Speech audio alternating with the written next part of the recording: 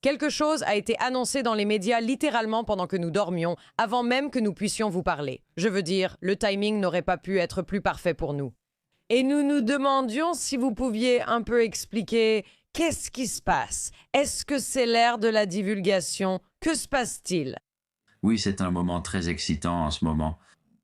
Tout à l'heure ce matin, à 8 heures, heure de l'Est, le département de la guerre a publié, selon moi, la première tranche de preuves concernant les pannes qui avaient auparavant été tenues secrètes. Elle comprend des dossiers de la NASA, du département de la guerre et certains du FBI. Nous verrons ce qui viendra ensuite. Notamment, cela n'inclut pas les informations provenant de l'immense communauté du renseignement. Communauté. Donc, vous savez, j'ai l'impression que nous allons voir plusieurs séries. Je crois que la prochaine est prévue dans les 30 jours. Et d'après ce que j'entends des membres du Congrès, je pense, vu le briefing complet, il est probable que cela devienne de plus en plus intéressant au fur et à mesure. Pourquoi ne publie-t-il pas directement les infos les plus intéressantes? On dirait une étrange émission de télé-réalité. Je sais, ça paraît un peu scénarisé, on dirait que tout suit un planning. Tu sais, ça fait longtemps qu'on attendait d'en arriver là. Je me suis impliqué là-dedans en 2017, mais il y a seulement quelques mois, pour ceux qui s'en souviennent, il y a eu des échanges entre l'ancien président Obama et l'actuel président Trump. À propos de quoi? Ce que les États-Unis pourraient avoir concernant les pannes, c'est-à-dire les ovnis. Trump a mis fin à cela en faisant une déclaration sur les réseaux sociaux selon laquelle il allait publier, je cite, tous les dossiers. Il y a beaucoup à décortiquer quant à ce que cela pourrait vouloir dire. Cependant, comme on peut l'imaginer, j'ai suivi ce sujet de près. Et je sais qu'il y a eu beaucoup d'efforts au sein du gouvernement, dans différentes agences, le FBI, la communauté du renseignement au sens large, en particulier l'ODNI. Et des infrastructures ont été mises en place, des instances de gouvernance, si vous voulez, afin de collecter la grande quantité d'informations qui proviennent des pilotes, d'autres membres de l'armée, etc., etc. Bien sûr, certains dossiers historiques, peut-être certains qui ont déjà été rendus publics, peut-être d'autres qui ne l'ont pas été. Mais il y a, évidemment, vous savez, différents niveaux de qualité des capteurs. Je crois que nous voyons actuellement des enregistrements de mauvaise qualité. Et comme je l'ai dit, si les indications avancées par différents membres du Congrès sont correctes, le meilleur reste à venir. Donnons aux gens un peu de contexte sur qui vous êtes. Je me demande si vous pouvez nous parler un peu de votre parcours et de vos qualifications en quelque sorte, et pourquoi votre nom est sur toutes les lèvres. Quand on parle des pannes, des ovnis et de ce que le gouvernement sait, ou de la mésinformation, voire de la désinformation concernant ce qui pourrait réellement se passer lorsque les gens voient des choses incroyables dans le ciel. J'ai pris la décision pendant mes études universitaires que piloter des avions de chasse, peut-être pour l'armée de l'air, peut-être pour la marine, serait vraiment ce qui m'enthousiasmerait le plus. Juste après notre première mission, lorsque nous avons commencé à moderniser les systèmes radars de nos avions avec un système beaucoup plus sophistiqué.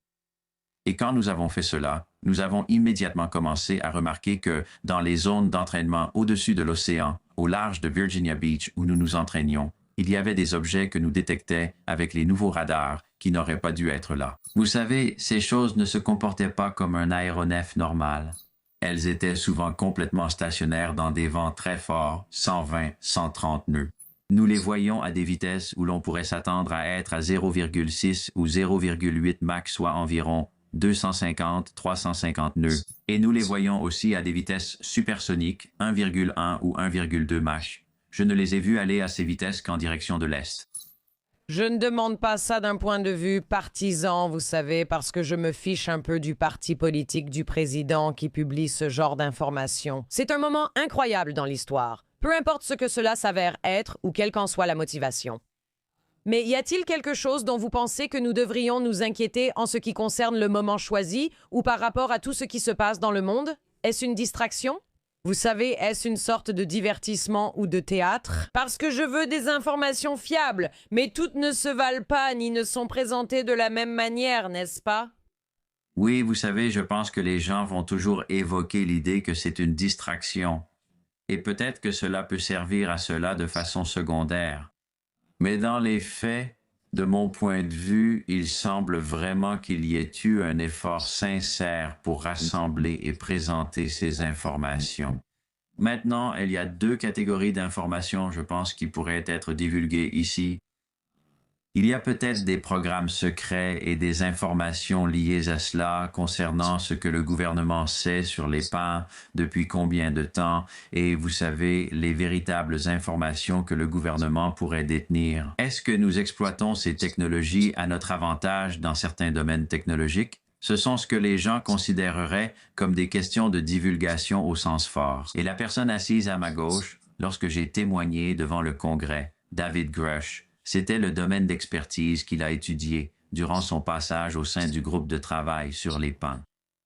De l'autre côté de la médaille, en dehors de ce que ces programmes pourraient être, depuis environ 2017-2018, l'appareil militaire classique a, comme il l'a toujours fait, détecté ce type d'intrusion, ces quasi-collisions, ces pannes.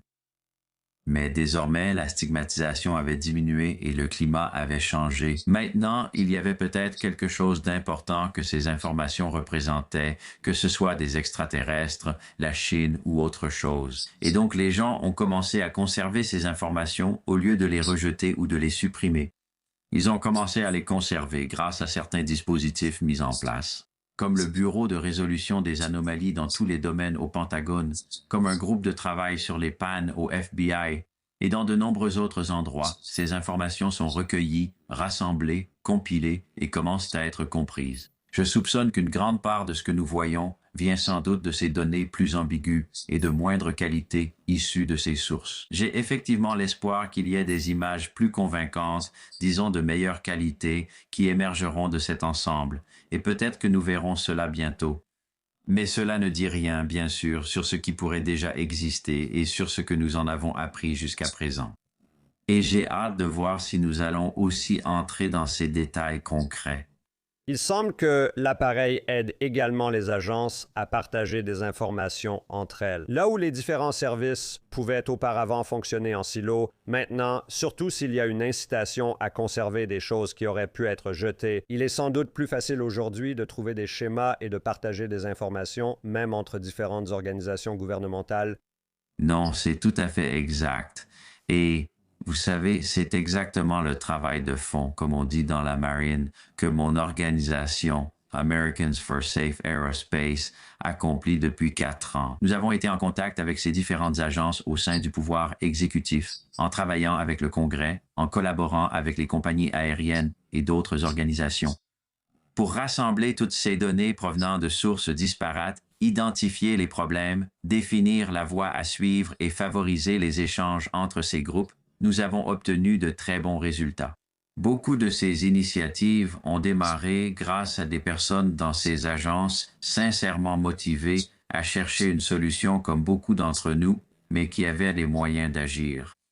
Et je pense qu'aujourd'hui est, selon moi, le premier jalon public majeur dans le travail que ces personnes ont accompli au cours des dernières années.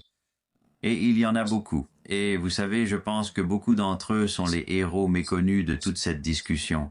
La seule chose à laquelle le public n'est pas très doué, c'est à comprendre les choses par lui-même. Le titre que j'ai lu ce matin disait en gros « Voici toutes ces infos, essayez d'y comprendre quelque chose ».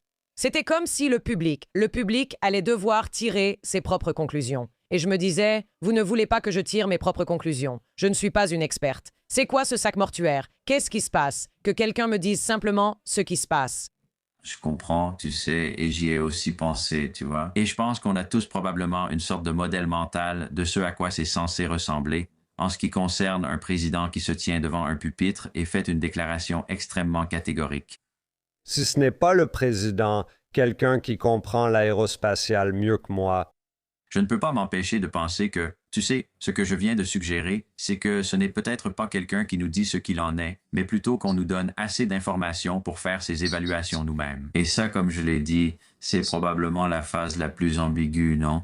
Et je pense que ça va être un processus. Je pense que les données qui peuvent être présentées peuvent être beaucoup moins ambiguës, ce qui va permettre aux gens de tirer des conclusions plus rapidement.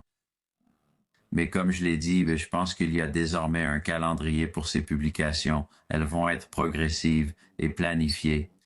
Et comme je l'ai dit, je m'attends à ce qu'elle devienne moins ambiguë au fur et à mesure.